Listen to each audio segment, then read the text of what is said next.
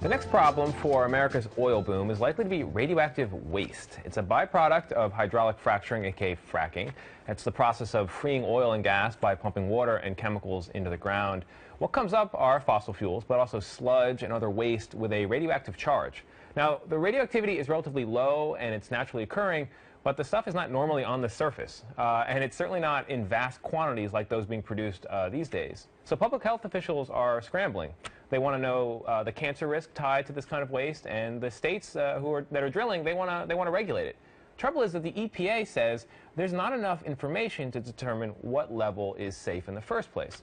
And the result is confusion and fear. Montana's radioactive waste limit is 6 times North Dakota's, for example. And in North Dakota, there are record amounts of this stuff coming out of the ground, even with the decline in oil prices.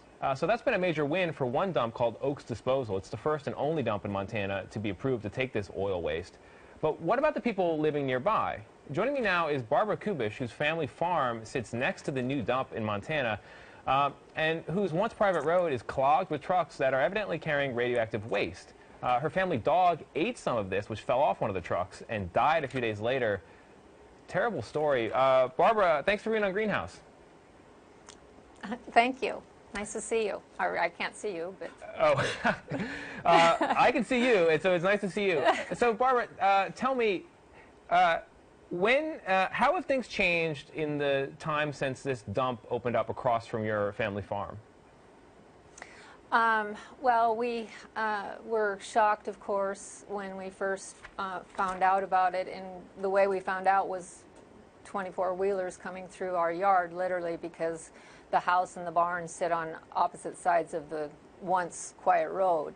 And so we immediately started fighting it by writing letters and talking to the local people, and it just has all fell on deaf ears because it was already permitted by MDEQ. Right. The Montana environmental regulators say this dump is perfectly certified and safe and totally fine. There's nothing they can do.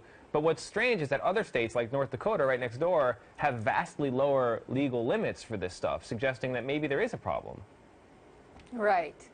Well, one of the most disturbing things is that the site sits on top of an aquifer, and the aquifer is only 15 feet below the surface.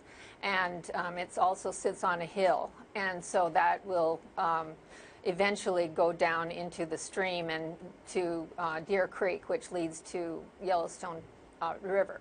And so, you know, MDEQ did not know about the aquifer below, and that is evident when they gave the permit.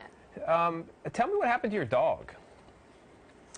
Well, it was actually, he died a few months later. He goes across the road to get water from the stream, and so he would cross the road, and it was right after they had sprayed something on the road to suppress the dust, and they called it magnesium chloride, but it was odd. It smelled like oil, and it looked like oil, and so he started getting sick immediately after they spread that, and then my brother took him to the vet, and they could never find anything wrong with him, and he died within about a month or two later. Wow. And when you raised that story with public officials, what's the reaction? Well, when we first raised the story to them, they were shocked that this was happening, and they're the ones who accepted the permit. They didn't really even understand what was going on. They were concerned at first, and the neighbor down the road also had a dog that was sick. And so they were concerned, but then by the next meeting, which was 2 weeks later, they said everything was fine, the permit was issued, it was fine, they don't know why this was happening. And so we didn't know what to do from there. I'm curious what your neighbors think about this farm. I mean, are you fighting this alone, or do you feel like you have the support of the community behind you?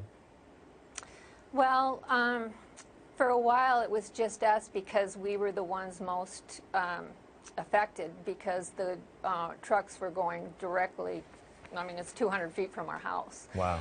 The trucks, and they had the waste was hanging off of the trucks. There was filter socks hanging out of the ends.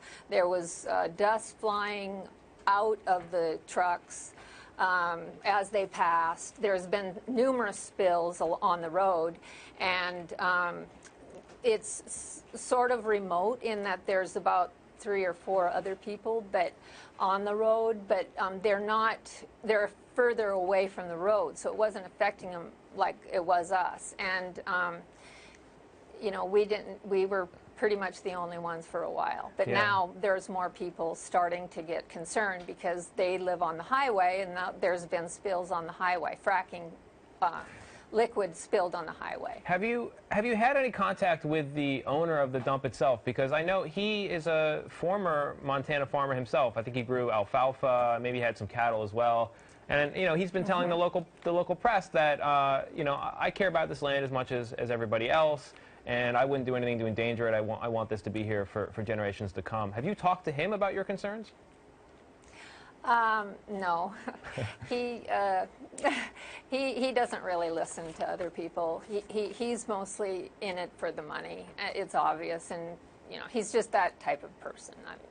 You know, but I don't want to say anything bad about him. But yeah, you know, he was generous enough to buy new outhouses for the county. I don't know what kind of person elects to fund outhouses. It seems like poor symbolism for some, particularly for a dump owner. But anyway, so the most recent. Go ahead. The most recent thing is that he gave $1.2 million to build a football field for the high school, and so they're calling it the Field of Dreams. Well, I mean, that's more in keeping with what I think I'd spend my money on if I were a controversial dump owner in Montana. Yeah.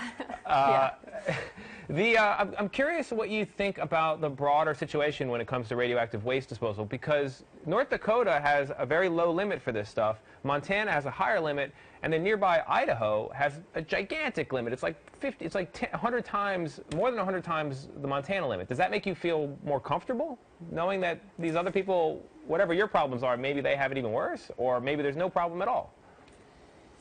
I really think that he doesn't really look at that. He got it under the wire. He knew Montana's laws were less strict than North Dakota, and we're right next to North Dakota, and he just took advantage of that situation. And there's nothing that anybody can do because of the laws. The laws are not.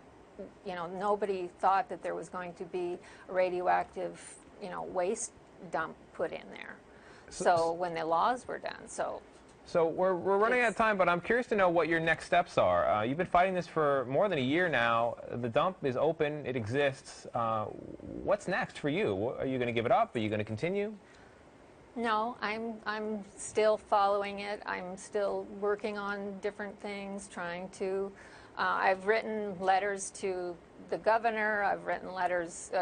I initially wrote a letter to the president, and I actually got a letter back from the EPA about 9 months later. So, wow. I have, made contact. I'm keeping up, making people aware. But the problem is that nobody seems to care except for us, and we're 2 miles away from the dump. Barbara, I've got a brilliant idea. This is how you can put them out of business. You need to go to North Dakota and get them to raise their limit, because if the limit's higher there, no one's going to go to Montana to dump the stuff. They're just going to dump it locally where they're drilling. It's brilliant. Well, they're trying to do that, but the North Dakota won't let them. So. But that's why they need you. You should become an advocate for it. Open dumps in North Dakota. That's your campaign. Yeah. All right. Okay. Barbara, thanks for being on Greenhouse. I really appreciate it. All right. Thank you.